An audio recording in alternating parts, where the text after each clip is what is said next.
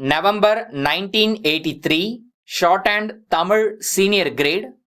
Get ready for the dictation. 10 seconds. 5 seconds.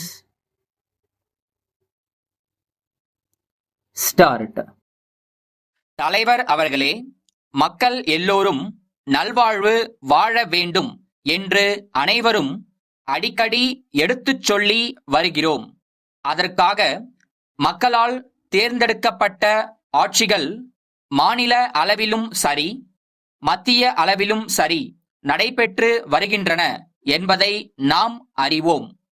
5 ஆண்டுகளுக்கு ஒருமுறை தேர்தல் நடைபெற்று மாநில சட்டமன்ற உறுப்பினர்களும் நாடாளுமன்ற உறுப்பினர்களும் தேர்ந்தெடுக்கப்படுகிறார்கள்.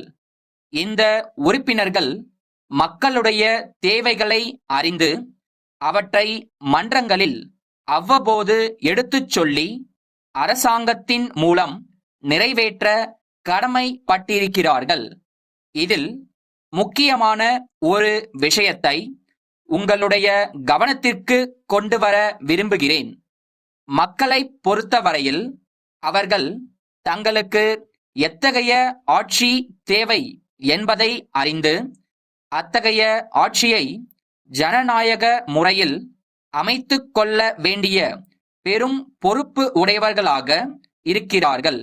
இந்த நிலையில் மக்களை கல்வி அறிவுள்ளவர்களாக செய்வது மட்டுமல்லாமல் ஜனநாயக அமைப்பில் மக்களுடைய பொறுப்பு என்ன என்பதை அவர்கள் உணரும்படி செய்ய வேண்டியது அவசியம்.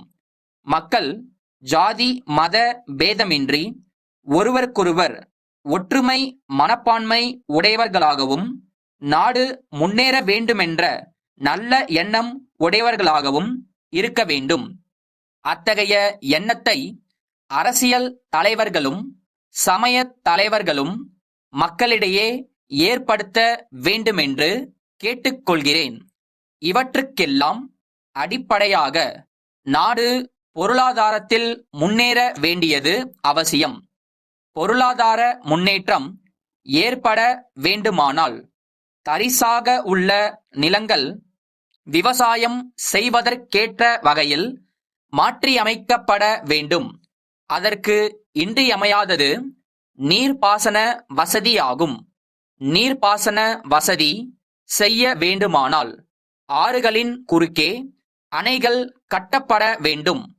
ஏரி குளங்கள் முதலியவை ஆழப்படுத்துவதுடன் கரைகள் பலப்படுத்தப்பட வேண்டும்.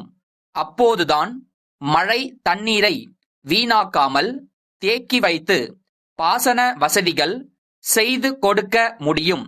நில வளமும் நீர் வளமும் கால்நடையும் காட்டு வளமும் மனிதனுடைய நன்மைக்காக ஏற்பட்டிருந்தாலும் அவற்றை சரியான முறையில் பராமரித்து திட்டமிட்ட முறையில் பயன்படுத்திக் கொள்ள மனிதன் கற்றுக்கொள்ள வேண்டும். அப்படி இல்லாமல் காடுகளை இஷ்டம் போல் அழித்துவிட்டால் வருங்காலத்தில் மனிதன் கஷ்டப்பட வேண்டியிருக்கும் என்பதை மறந்துவிடக் கூடாது.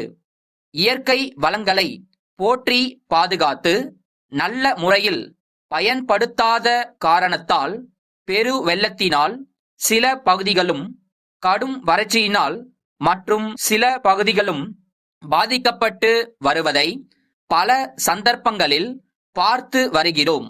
இயற்கை செல்வம் மனித சமுதாயம் முழுமைக்கும் பயன்பட வேண்டும் என்ற எண்ணம் எப்போதும் இருக்க வேண்டியது அவசியம்.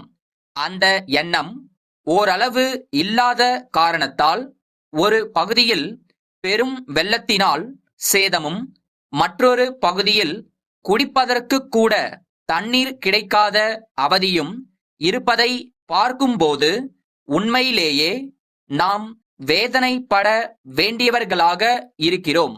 சென்னை ராஜாஜி சாலையிலுள்ள இந்தியன் வங்கியின் தலைமை மேலாளர் செங்கற்பட்டிலுள்ள காமாட்சி சர்க்கரை தொழிற்சாலையின் நிர்வாக அதிகாரிக்கு அனுப்பும் கடிதம். அன்புடையீர், தங்கள் தொழிற்சாலையில் சில புதிய இயந்திரங்களை வாங்கி நிறுவுவதன் மூலம் உற்பத்தியை இரட்டிக்க முடியும் என்று தெரிவித்து அதற்காக விரிவான திட்டத்தை எங்களுக்கு அனுப்பி நிதி உதவி கோரி இருந்தீர்கள். அது பற்றி மேலும் சில விளக்கங்களை கோரியிருந்தோம். அவ்விளக்கங்களும் தங்களிடமிருந்து அண்மையில் கிடைக்கப் பெற்றன. தங்களுடைய விண்ணப்பமும் அத்துடன் இணைத்துள்ள ஆவணங்களும் பரிசீலிக்கப்பட்டு தாங்கள் கோரியிருந்த கடன் தொகையாகிய 20 லட்ச ரூபாய் அனுமதிக்கப்பட்டுள்ளது என்பதை மகிழ்ச்சியுடன் தெரிவித்துக் கொள்ளுகிறோம். மேலும் எங்களுடைய தொழில் அபிவிருத்தி துறை அதிகாரிகளும் தங்கள் தொழிற்சாலையை நேரில் பார்வையிட்டு அவர்களுடைய அறிக்கையை தந்துள்ளார்கள். அந்த அறிக்கையையும் கருத்திற்கொண்டே மேற்படி கடன் தொகையை வழங்க நாம் முன் வந்துள்ளோம்.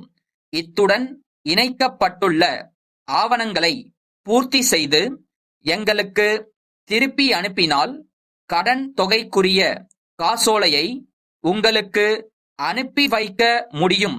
தங்கள் நம்பிக்கையுள்ள